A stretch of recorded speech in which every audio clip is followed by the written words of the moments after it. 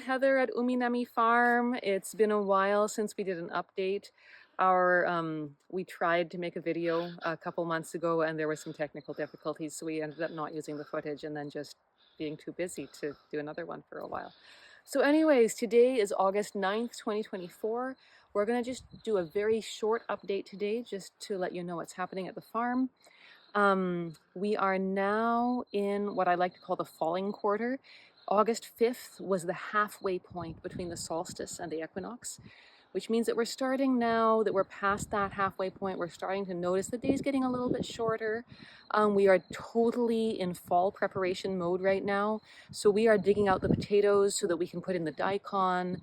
We're getting ready to plant kale and kakina and those other kinds of winter crops.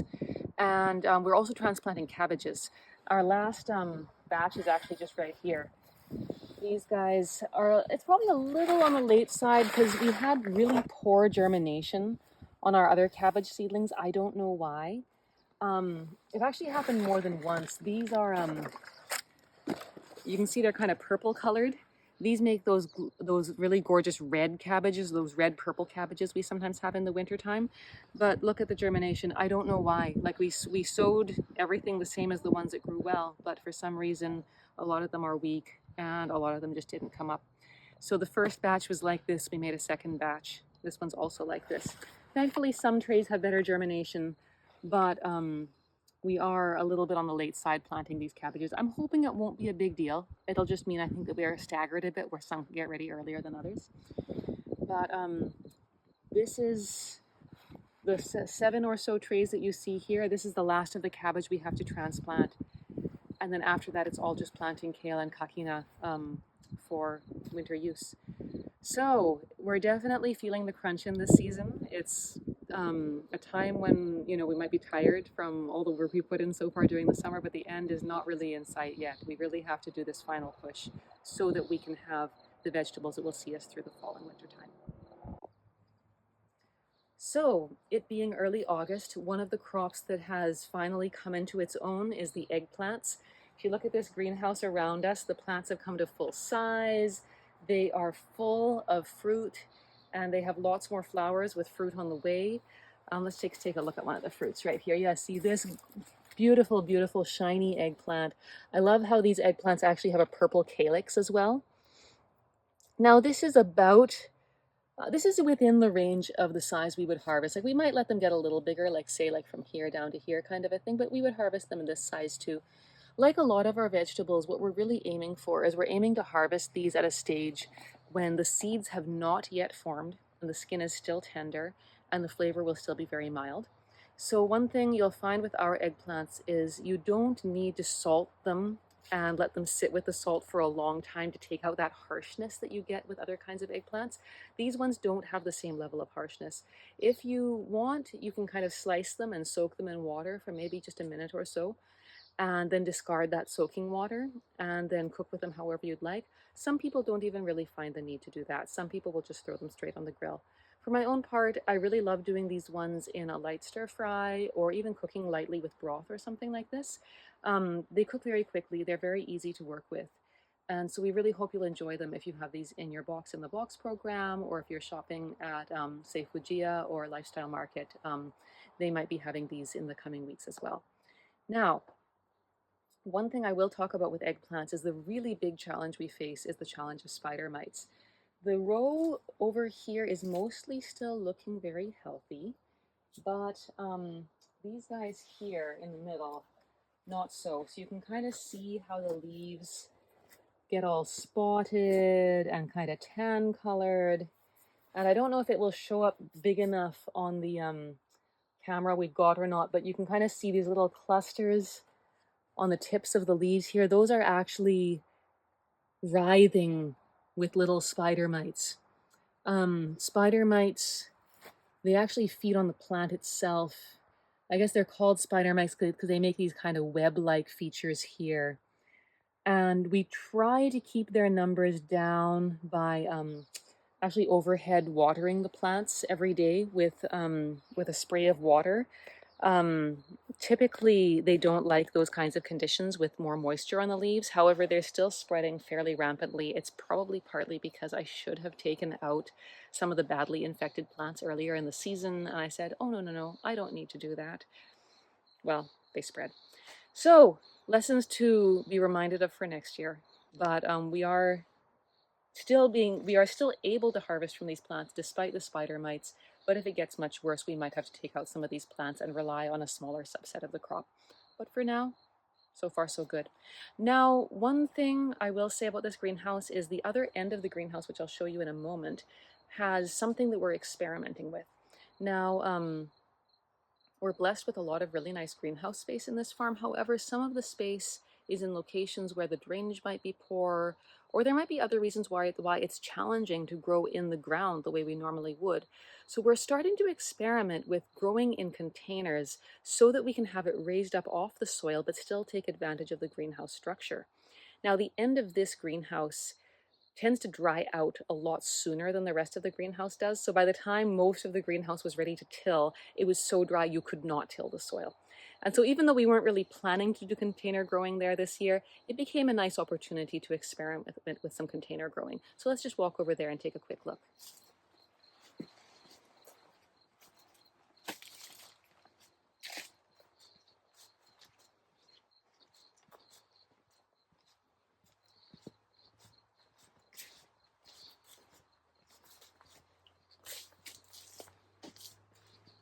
All right, so here we have a series of eggplants growing in containers.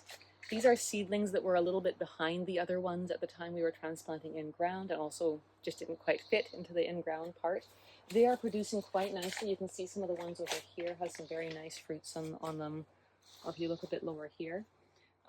We've also been doing our hot peppers in these containers this year. So what I'm really waiting to see is as these eggplants get a bit older, are they going to run out of room for their roots before the end of the season? Right now they still look very healthy, but what I'll be watching for is does their production drop off more quickly than the plants that are growing in the ground, or are they able to sustain their production through the end of the season? We'll see. This is the open question, but it seems worth a try. As I just mentioned a moment ago, here's our hot peppers. We would normally grow these in ground, but we just didn't have the chance to prepare the space, and we had some extra grow mix, and so here we go. So far, these are looking as healthy or healthier than the ones we would normally grow in ground, and so I'm very hopeful that this could be a way to expand our production space in ways that we hadn't previously considered.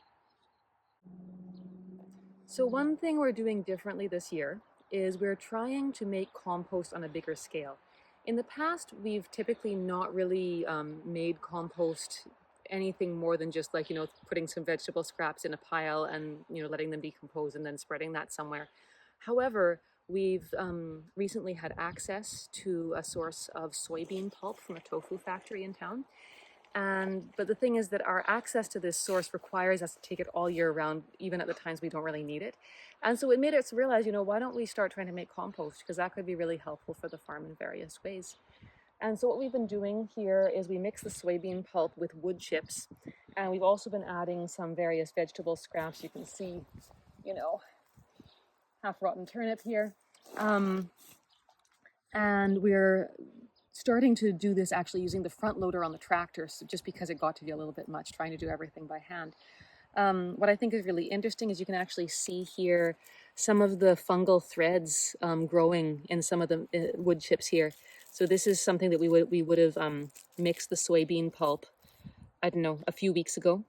And then we also, when we wash out the containers that the soybean pulp comes in, we scatter the wash water on the pile as well to moisten it and to help the microbes to grow.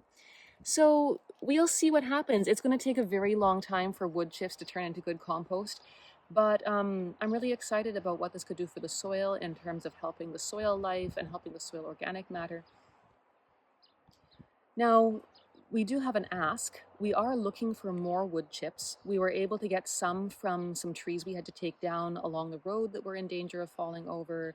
We have some that we were able to get from one of the box customers who was having tree work done on her property, and they came and dumped the chips here.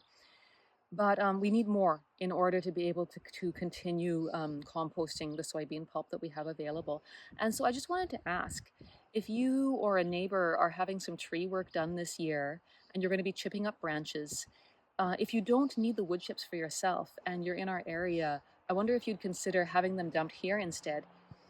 Because we're certified organic, we do need to be able to sign an affidavit saying that it's from trees that weren't treated with pesticide, herbicide, that kind of a thing.